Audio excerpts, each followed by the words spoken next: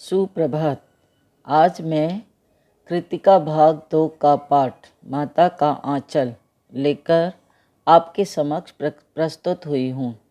इसके लेखक हैं शिव पूजन सहाय, जो कि हिंदी के सुप्रसिद्ध साहित्यकार एवं संपादक शिव पूजन सहाय का जन्म सन 1893 ईस्वी में बिहार राज्य के भोजपुर जिले के गांव उनवास में हुआ था।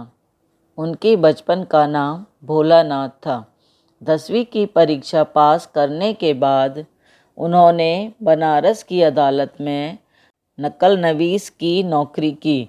तत्पश्चात वे हिंदी के अध्यापक हो गए।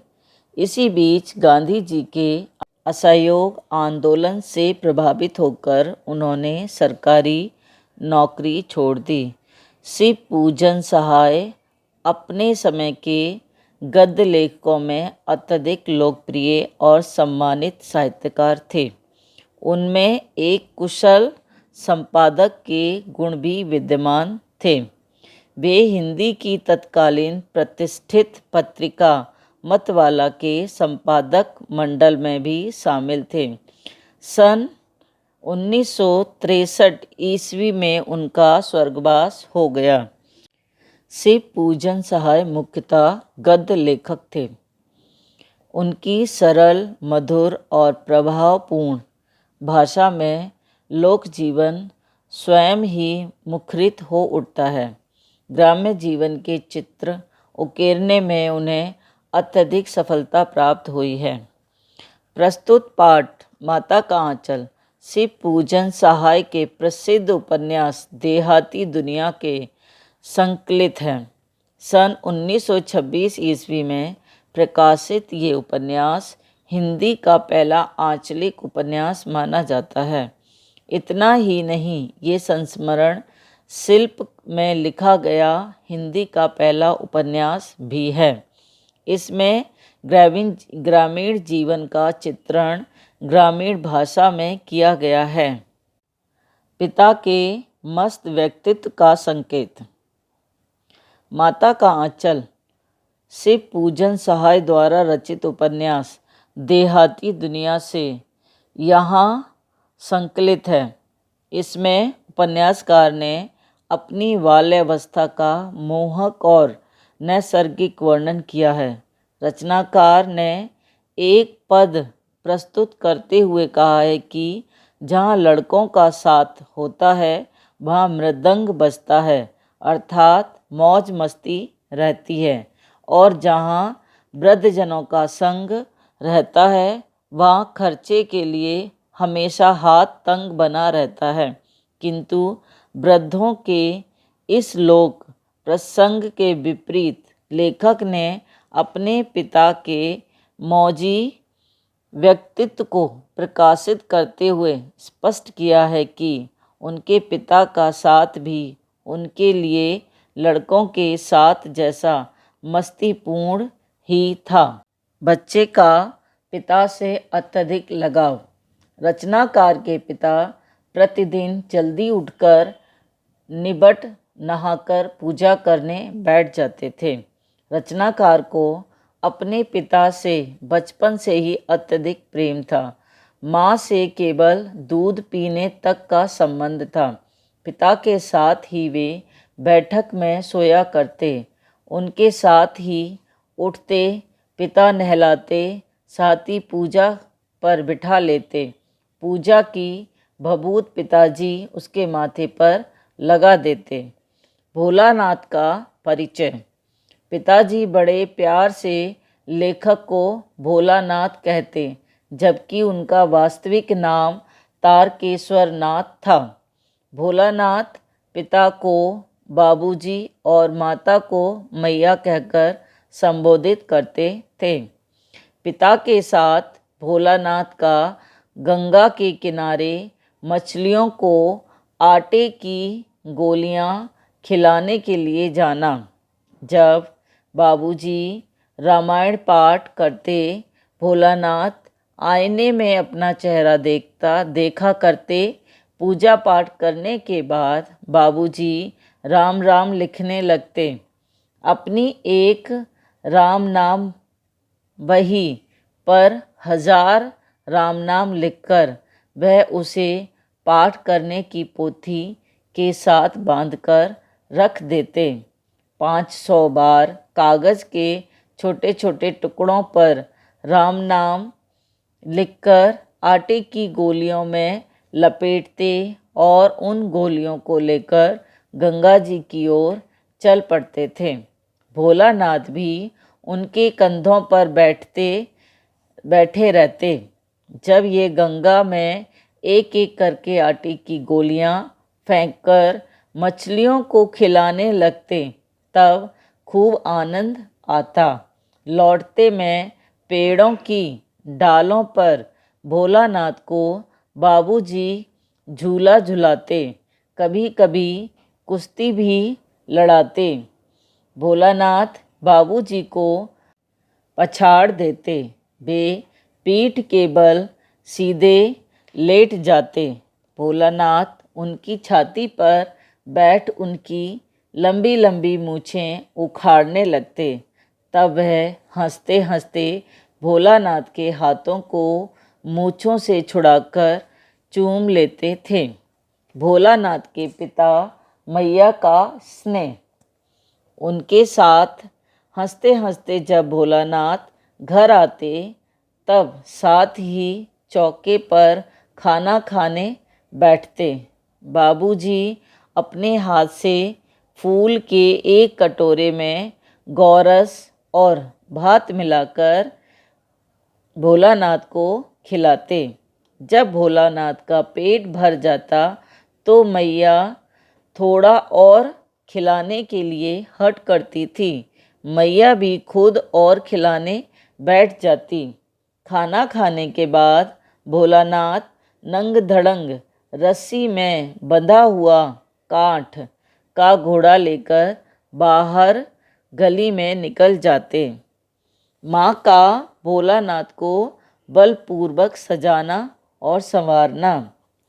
जब कभी माँ भोलानाथ को अचानक पकड़ लेती, तब वे उनके सिर में सरसों का तेल डाल देती, नाभि और लीलार में काजल की बिंदियाँ लगा देती और भोलानाथ की चोटी गूंद देती। चोटी में फूलदान लट्टू बांधकर रंगीन कुर्ता टोपी पहना देती थीं। भोलानाथ पूरे कान्हा बनकर रोते सिसकते बाबूजी की गोद में बाहर आते थे। बाहर आते ही मित्रों का झुंड प्रतीक्षा करता मिलता। बाबूजी की गोद से उतरकर भोलानाथ लड़कों के झुंड में शामिल हो जाते। सभी मित्र तमाशे करने लगते। भोलानाथ के विभिन्न खेल और तमाशे भी तरह तरह के चबूतरों पर मिठाइयों की दुकान लगाते, जिसमें ठेले के लड्डू, पत्तों की पूरी कचौरी होती, गीली मिट्टी की जलेबियाँ होती। थोड़ी देर में मिठाई की दुकान हटाकर घरौंदा बनाने लगते। कभी कभी बारात का जुलूस भी निकालते। बारात में कनस्तर का तंबूरा बजता। आम के उगते पौधों को घिसकर शहनाई बनाई जाती। झूठ मूठ खेती करने का भी नाटक होता। बाबूजी यह देखकर बहुत प्रसन्न होते। बच्चों द्वारा मूसन तिवारी को चिढ़ाने पर शिक्षक द्वारा बच्चों की पिटाई। एक दिन लड़कों के झुंड को रास्ते में मूसन तिवारी मिल गए। बेचारे बूढ़े आदमी, उन्हें समझ कम आता था। बैजू उन्हें चिढ़ाने लगा और बाद में सभी बच्चों ने सुर में सुर मिला लिया और सभी बच्चे ज़ोर ज़ोर से मूसन तिवारी को चिढ़ाने लगे। सभी लड़के बेतहाशा भाग निकले। जब भोलानाथ और उसके मित्र ने भी यही सब करना शुरू कर दिया। तब तिवारी जी सीधे पाठशाला चले गए। वहाँ से बैजू और भोलानाथ दोनों को पकड़कर लेकर आए।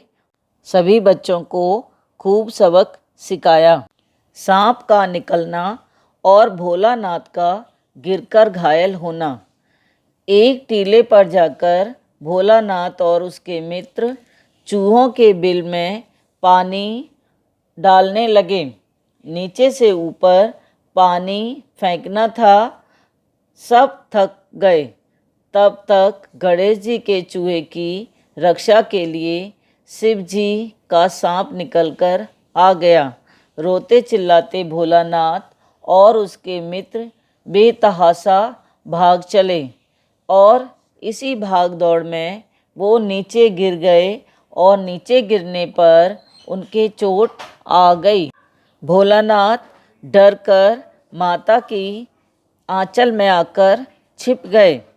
भोलानाथ को डरा हुआ और कांपता देखकर माता भी जोर जोर से रोने लगी और भय के कारण अधीर हो गई। भोलानाथ को सांत्वना देते हुए माता ने झटपट हल्दी का दूध पिलाया और उनके घाव पर भी हल्दी मल दी। उनके कांपते हुए होठों को माँ बार बार निहार कर रोती और बड़े लाड़ से उन्हें गले लगाने लगी। भोलानाथ का पिता के पास जाना। इसी समय बाबूजी दौड़ते आए। आकर झट भोलानाथ को माँ की गोद से अपनी गोद में लेने लगे। पर भोलानाथ ने माँ के आंचल की प्रेम और शांति के छोटे से शमियाने की छाया नहीं छोड़ी। इस प्रकार हम कह सकते हैं कि उपर्युक्त संस्मरण माता, पिता और पुत्र के प्रेम को प्रकट करता है। पिता से अधिक प्यार होने पर भी भोलानाथ को उस समय माँ का आंचल ही प्यारा लगा, क्योंकि माँ शरण देने वाली होती है और उसका स्नेह सभी विपदाओं से छूटने की शक्ति प्रदान करता है। माता के आंचल पाठ में मुख्य 3 पात्र हैं, जो इस प्रकार हैं। भोलानाथ के पिता की स्वभावगत तथा चारित्रिक विशेषताएं। तो उनकी चारित्रिक विशेषता में वे भावुक थे, धार्मिक थे, वात्सल्य से युक्त थे, परिवार के प्रति समर्पित थे, अनुशासन का पालन करने वाले थे। अगला पात्र है भोलानाथ की माँ की चारित्रिक विशेषता। वह स्वभाव से जिद्दी हैं, बहुत चतुर हैं, वात्सल्य से युक्त हैं, परिवार के प्रति समर्पित हैं और परंपरागत रूप से जीने वाली महिला हैं। अगला पात्र है स्वयं भोलानाथ, जो कि भोला है, बहुत ही भावुक है, शर्मीला बच्चा है और समझदार बच्चा है। इस पाठ का मुख्य उद्देश्य है बच्चों के व्यवहार और मनोवैज्ञानिक की गहरी समझ देना। दूसरा है गांव के सौंदर्य, जनजीवन तथा संस्कृति से लोगों का परिचय कराना। माता के आंचल पाठ से मिलने वाली शिक्षाएं और संदेश तो वो इस प्रकार हैं। ये पाठ शिक्षा देता है कि हमें अपने गांव तथा संस्कृति का महत्व समझना चाहिए। दूसरी बात, ये पाठ हमें माता पिता के प्रेम को समझने की सीख भी देता है। मुझे आशा है कि आप सभी को यह पाठ बहुत अच्छे से समझ आ गया होगा। धन्यवाद।